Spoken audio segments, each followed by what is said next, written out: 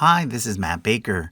Today I want to show you 7 different perspectives on church history using this chart that was made by a fan and posted on our Useful Charts subreddit. It does a really good job at demonstrating that there are 2 very different ways to talk about religion. There's the view from the inside and there's the view from the outside. On this chart, the first 6 timelines present church history as it would be explained from inside various denominations, whereas the final timeline presents church history from an outside perspective, in an attempt to be as objective and neutral as possible.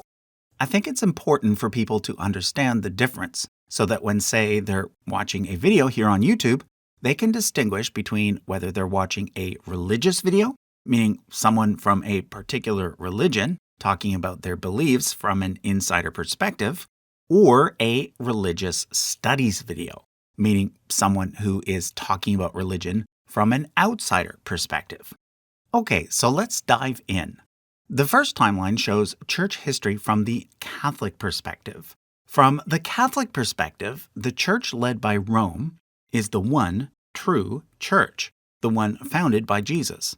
Other churches, such as the Eastern Orthodox Church led by Constantinople, or the Protestants, split from them, and to this day they remain separated from the main body of Christians, which is the Catholic Church, led by the Pope.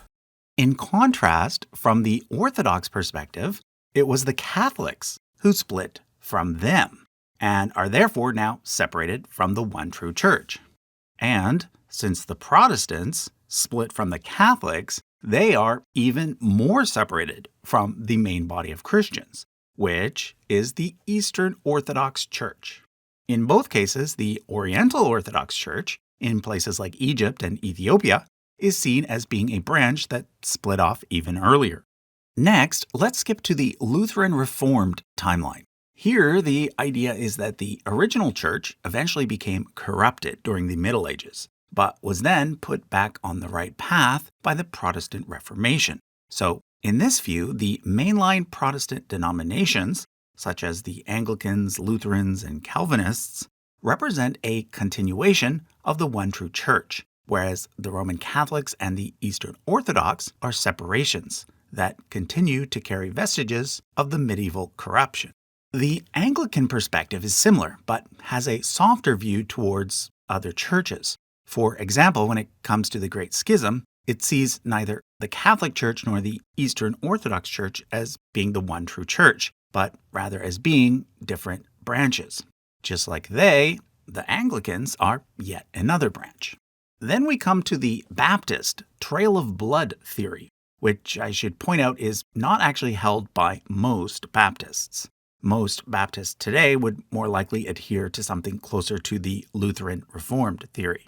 But this particular theory stands out to me because it's the one that I was taught as a kid growing up in the Worldwide Church of God, albeit with a small twist. Here, the idea is that the one true church went into hiding sometime after the Council of Nicaea, and that all the big churches are, well, to put it frankly, wrong. In this view, certain Baptist churches today, while few in number in the grand scheme of things, are the direct descendants of the true, sometimes hidden church that has always existed. Now, what I was taught as a kid was that the Worldwide Church of God was the continuation of that one true church. And while I no longer believe that, there are, in fact, some churches that still do. Correct me if I'm wrong, but I think that the Seventh-day Adventists believe something akin to this particular theory as well. Next up is a view that's a little more common, as it's the one held by Mormons, Jehovah's Witnesses, as well as restorationist churches, such as the Disciples of Christ and the Churches of Christ. Here, the idea is that the original church fell very early on into apostasy, meaning that they veered off the correct path, and that for centuries there was no one true church in existence. But then, due to the work of either Joseph Smith, Charles Russell, or Stone and Campbell, the church was restored, and therefore either the LDS or Churches of Christ represent the one true church today. So what all of these perspectives so far have in common is that they are views from the inside. So, for example, if you were to go to a theology department in a school associated with one of the above churches, you might be taught something along those lines. However, if you were to go to a religious studies department, what you would be taught would be something similar to this last timeline. And that is that basically the original church has had a lot of splits over the years, and that no one branch is necessarily more right than any other. They're just different. You see, the goal of religious studies is not to tell you who's right and who's wrong. It's simply to describe religion from a historical perspective, using standard academic tools such as the historical method, which is what I try to do on this channel. Take, for example, my World Religions Family Tree chart. It does not represent the insider view of each religion. If it did, Islam would start with Adam. Jainism would start millions of years ago, and so forth. And it would be impossible to unite everything together. So instead, this chart presents the outsider view for all religions. Now, one last thing. Keep in mind that a person does not need to be an atheist in order to explain religion in a religious studies way. Take, for example, the channel Ready to Harvest.